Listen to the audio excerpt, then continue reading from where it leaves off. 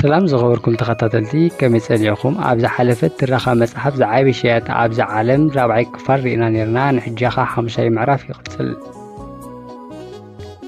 ምዕራፍ 5 ሓፊድ ኢሉ ክብገስ ከሎ እታ ወርሒ ዝኣክል ብርሃን ዘርጊሓ ከም ዘላ ከስብል ኣይከኣለን።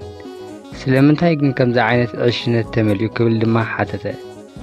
ኣብቲ በዓቲ ዝነበሩ ሰባት ኣይፈልጦምን እዩ። ስለምንታይ ግን ንዕኦም ካብቲ ልብሳስ ክሸጥሎም ዘይከኣለ? ንጳጥሮስ እንታይ ኢልዎ? ነቶም ካልኦት ከ ዝተለብሱ ልብሲ ከም ዝሃቦም እንተፈሊጦም ብስሓቕ ኣብ መሬት ክወድቁ ክደልዮም። ተመሳሳሊ እውን ነቲ ጋሻ ህፃን ኣብቲ በዓቲ ንጳጥሮስ ምድንጋር ኣብ ኣእምሮኡ ትውፅዋይ ኣሰላሰለ። ምናልባት እቲ ካባ ካብ መበገሲ ኣዳራሽ ከሎ ተሰሪቑ ክብል ይኽእል ይኸውን። ጳጥሮስ ንኸምዚ ዝኣመሰለ ፅውፅዋይ መኣመነ ድዩ?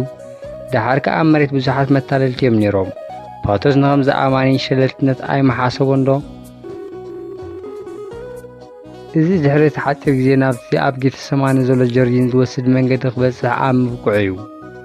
ክሳብ ናብቲ ዕዳጋ ዝበፅሕ ከዓ ካብ በቕሊ ወሪዱ ብድኻም ቅድሚታ በቕሊ ተጓዓዘ።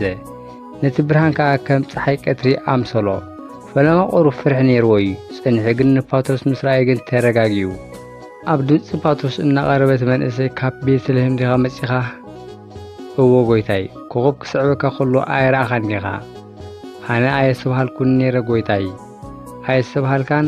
ካብ ቅድሚ ዳርጋ 2 ሰዓት እታ ኮኸብ ኣብ ልዕሊ ቤተልሔም ክትለዓል ካብ ረኣኹ ኣትሒዘ ካብዚ ቦታ ክግዕዝ ኣይከኣልኩን። ካብዚ ንላዕሊ ሕብርን ድምቀትን ዘለዎ ርኤ ኣይፈልጥን እየ። ድሕሪኡ እናተጓዓዝኩ ከለኹ ግን ክግዕዝ ጀሚሩ።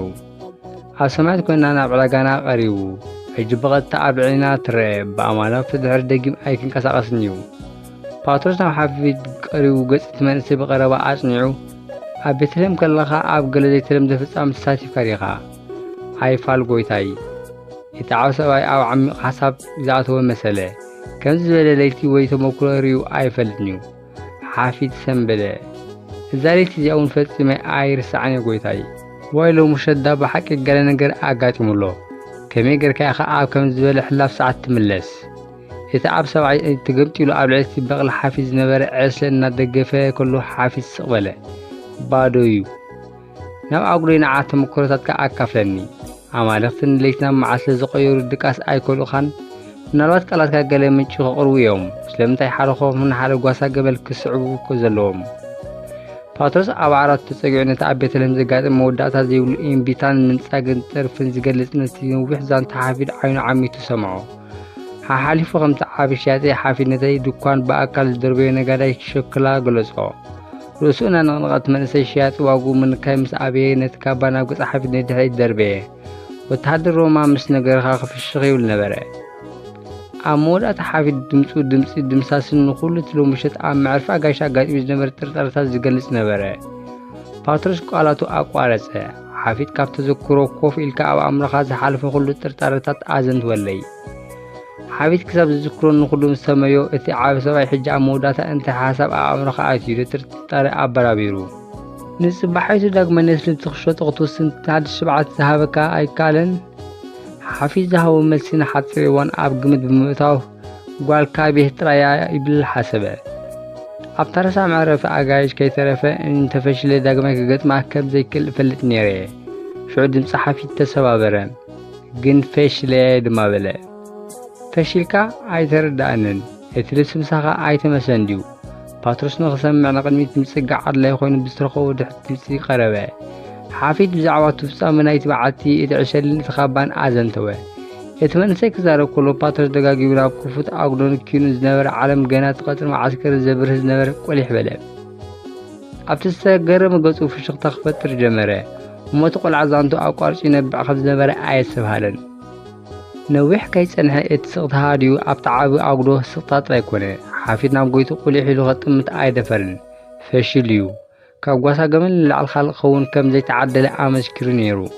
ነቲ ካብቲ ኣጉዶ ዘሊሉ ክሃድም ዝመጾ ድሌት መለሶ። ሽዑ እቲ ዓብ ሸያጢ ኣብ መንኮቡ ተሰሚዑ ኣብ ኣዒንቲ ጳጥሮስ ክጥምት ተገደደ። ወደይ፣ እዚ ጉዕዞ ብዙሕ መኽሰብ ኣይረኸብካሉን። ኣይፋል ጎይታይ። ንዓይ ግን ከምኡ እዩ ገይሩኒ። እቲ ዝሰዓበካ ኮኸብ ካብ ምእማኑ ፍቓደኛ ዘይኮንኩ ዕርወት ፈዊስኒ። ነዚ ጉዳይ እዚ ናብ ፓልሜራ ምስ ተመለስና ጥራይ ክንረዳእካ። ሕጂ ሕቶ ከቕርበካ እየ። እዎ ጎይታይ።